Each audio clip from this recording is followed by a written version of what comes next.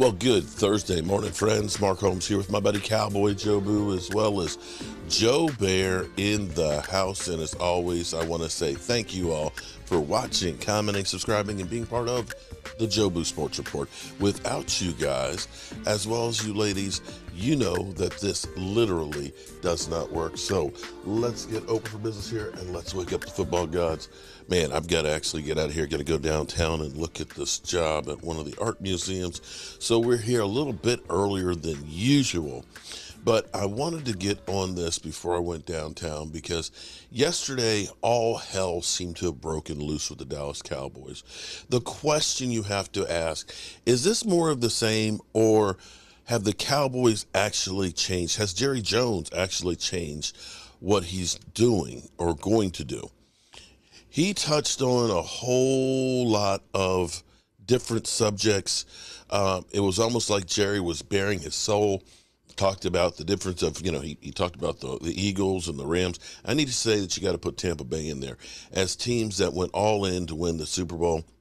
His worry of doing that is the after effects of it, that, then you got to kind of start all over like the Rams basically are.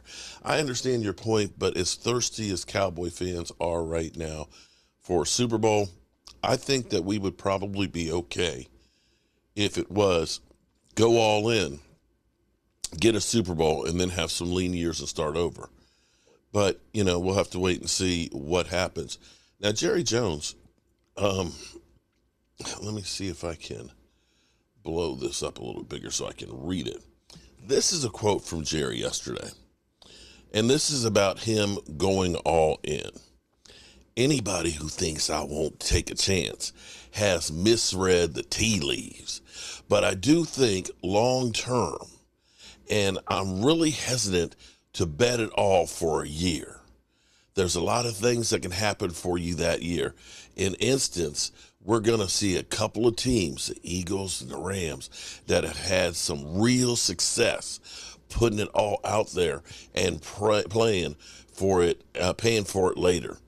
Don't think that doesn't pop in my head and get my eyes as far as doing it. And I know how to do that. It's part of what you put into the computer and what comes out. We'll see how it comes, but that's pretty impressive to have two teams the last 2 years empty the buckets and get to the Super Bowl. But if you miss, it's a long way to go. On the other hand, my general experience has been, if you're willing to stay aggressive, I'm talking about it on the field or of the field, then we'll pick your shots with risk taking. And we'll spend a lot of time in my life doing just that. When they cut me open, it'll be all of those scars, heart attacks, all those risks I've taken, all those years I've spent paying for them. My point is, I do know how to take risks, and they're absolutely right. We have been in the middle here for a few years, but I like where we are right now. Moving more in the middle, but given an opportunity, if it would make some sense, I definitely got risk taking in me.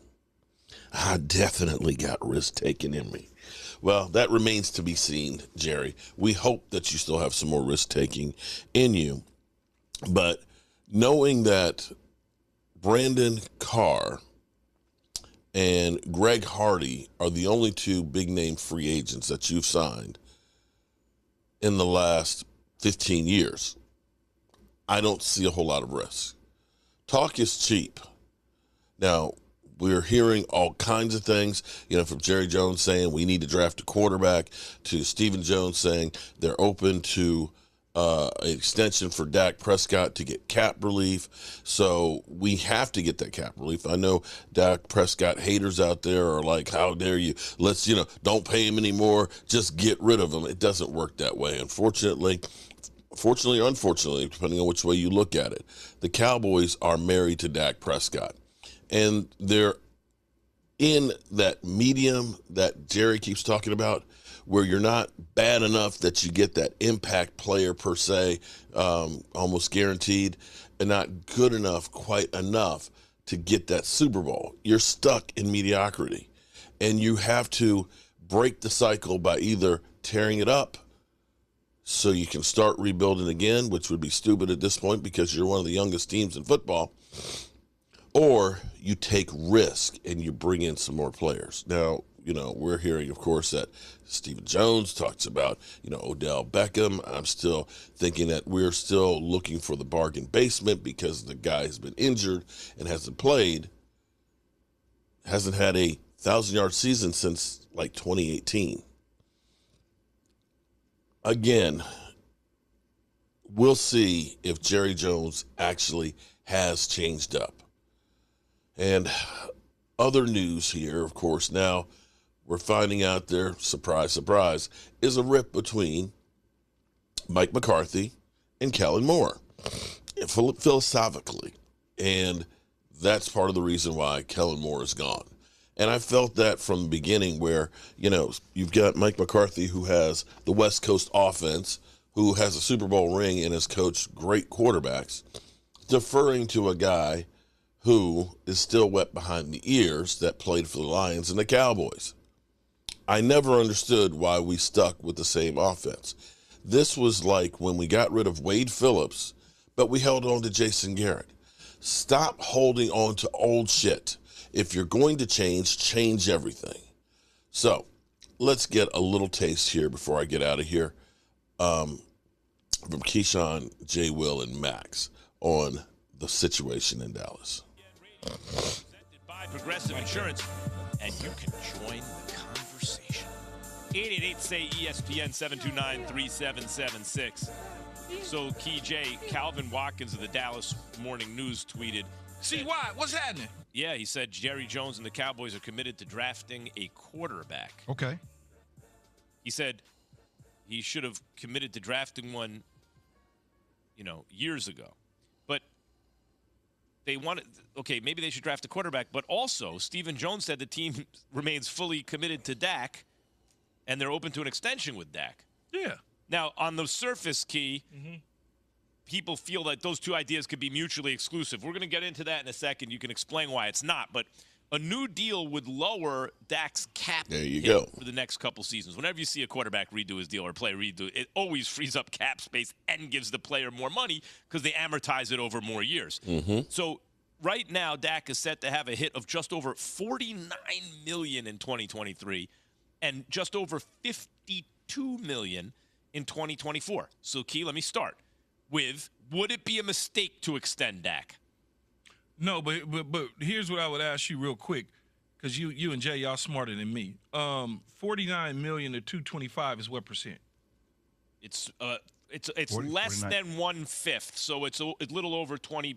It's over 20%, but not quite 25. 22%. So let's just call it 25%, just for giggles. For someone to eat up 25% of the salary cap, that's a lot. That's a lot. So you start there. So him saying they would mind giving an extension, that extension is being able to free up some salary cap space because they got to sign free agents, they got to sign rookies, and they got to sign their own players, and they got to think about what lot of they're free going to do agents beyond just this year for players, extensions, things of that nature. So this is not out of the realm that they would be open to renegotiating his deal because they're cash flush. They don't have any cash issues. So they can go to the bank and give him whatever he needs in a signing bonus and be fine and get some salary cap relief. So that's not a big deal at all. It isn't. All this is about making the cap more friendly for the team to be able to do what they need to do to operate. Now, as far as the quarterback, you draft a quarterback every single year. Teams should always draft a quarterback because you never know what you get. There's not you don't have enough. Just look at Chicago. Just look at San Francisco. Okay? You have to have a quarterback. Doesn't mean you're going to take one in the first round. Doesn't mean you're going to take one in the third round. But you should add a quarterback to your roster every single year.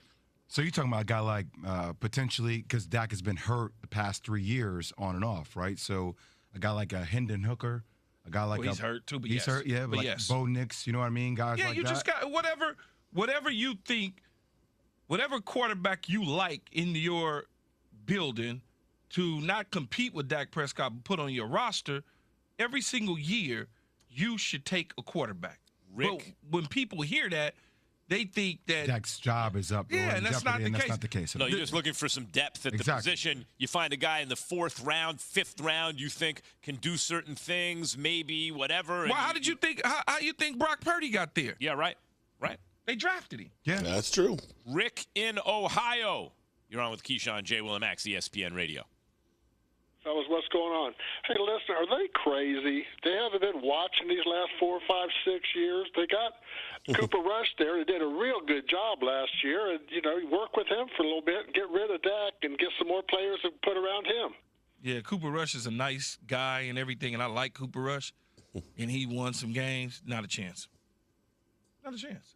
Yeah, Cooper Rush, You only can do so much with Cooper right. Rush. You saw a premium Dak could give you. However, Key, there is this is why guys like Mahomes are so forget Mahomes. Guys like, Burrow or Josh Allen or Jalen Hurts are so rare, right? Because if you take a guy like Dak, because he can give you a premium over a guy like Cooper Rush, the temptation is there to do a little too much. And that was your question about what the Cowboys would do when Dak got back. Will they follow the blueprint or not? And at first they did. Then they got a little greedy. Yeah, that's why Kellen Moore is no longer there. But also, guys, Cooper Rush is a free agent, right? So, Yeah. I mean, you talk about cap. Are you going to sign him? Like, teams out there are struggling for a quarterback. You But, like, sign him and you give him backup money. Everybody can give him backup money. Some teams will pay him a little bit more backup money. And the Cowboys may pay a little bit more. They may pay a little bit less if they think they can do better at the backup position. He's a backup. He's not a starter. no, I agree with you on that. But see, here's the deal that we could have with Cooper Rush is you might get a compensatory pick. I believe we've got a 4th round for Andy Dalton, believe it or not, leaving us. So, these things do matter. The good thing for the Cowboys is we are getting 3 compensatory picks, a 4th and 2 6, which will help supplement what we're doing and could be actually trade bait. But I've got to go ahead and get out of here and get up the road because the traffic is building. But I will be back here and we will be talking about everything that is the Dallas Cowboys. Mark Holmes here, and as always, I want to thank you all for watching, commenting, subscribing, and being part of the Joe Boo Sports Report.